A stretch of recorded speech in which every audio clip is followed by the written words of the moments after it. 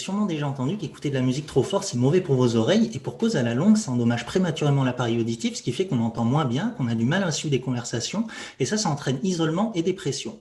Le problème, c'est que dans le monde, il y a plus de 150 millions de travailleurs qui seront exposés à des niveaux de bruit dangereux sur leur lieu de travail. Alors, on peut penser que c'est anodin, mais l'exposition au bruit, ça entraîne du stress, de la fatigue et ça augmente le risque de développer des maladies cardiovasculaires. Bref, vous l'avez compris, c'est vraiment un fléau pour les travailleurs et bien souvent, la seule solution pour les protéger, c'est de leur fournir des petits bouchons d'oreille. Ici, au Québec, ces bouchons ils sont d'ailleurs obligatoires pour les travailleurs exposés à des niveaux de bruit supérieurs à 85 dBA.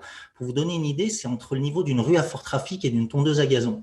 Pourtant, malgré l'utilisation des bouchons, les chiffres sur la surdité restent très mauvais. La surdité professionnelle, c'est la maladie qui est de loin la plus recensée au Québec, la maladie professionnelle. Alors pourquoi les bouchons sont-ils si peu efficaces? Eh bien, ça peut paraître surprenant, mais c'est parce qu'ils sont inconfortables. En fait, ils grattent, ils gênent et surtout, ils déforment la perception que nous avons de notre environnement sonore. C'est un peu le but, vous allez me dire, pour des bouchons, d'atténuer le bruit. Mais le problème, c'est qu'ils atteignent beaucoup plus les sons aigus que les sons graves. Et ça, c'est très inconfortable parce que c'est gênant pour suivre des conversations. En conséquence, les utilisateurs ont tendance à mal porter leur bouchon et à le retirer fréquemment.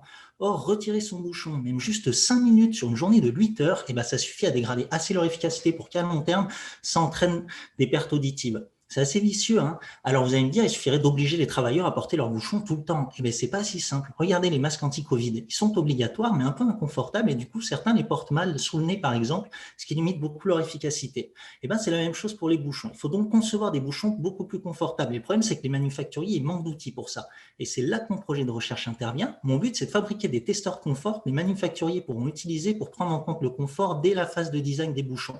Ces testeurs, vous en avez un exemple sur la diapositive, ce sont des oreilles artificielles où on remplace le tympan par un microphone miniature et comme ça on peut mesurer sur l'oreille ce qu'entendrait un travailleur s'il portait le bouchon. Et via des modèles de confort qu'on élabore avec les travailleurs, on peut corréler ce qu'on mesure sur l'oreille avec le confort. Pour que ça fonctionne, il faut que nos oreilles elles soient réalistes. Le réalisme, il dépend des propriétés mécaniques des matériaux dont l'oreille est faite et de la géométrie de l'oreille. Pour choisir les meilleurs matériaux, on utilise des modèles informatiques qui nous permettent de tester virtuellement et à moindre coût plein de matériaux. On choisit le meilleur pour l'oreille. Et pour la géométrie, on a moulé 300 conduits de travailleurs et comme chaque conduit est unique, exactement comme une empreinte digitale, on a recours à des algorithmes d'intelligence artificielle pour classer les conduits et fabriquer un nouveau conduit représentatif de la population. Donc vous l'avez compris, c'est un sujet hyper appliqué et la bonne conséquence à ça, c'est qu'on peut en tirer des applications concrètes dès la fin de mon doctorat. Là, par exemple, on a identifié une zone du conduit qui serait responsable de l'efficacité des bouchons. Et bien, cette information, elle pourrait très concrètement aider les préventeurs en santé et sécurité au travail à mieux conseiller les travailleurs dans le choix de leurs bouchons. Voilà, j'espère vous avoir convaincu que de simples petits bouchons d'oreille, ça peut être passionnant et que mon projet il peut à court terme apporter des solutions concrètes pour prévenir ce fléau qui est la surdité professionnelle. Je vous remercie de m'avoir écouté et prenez soin de vous.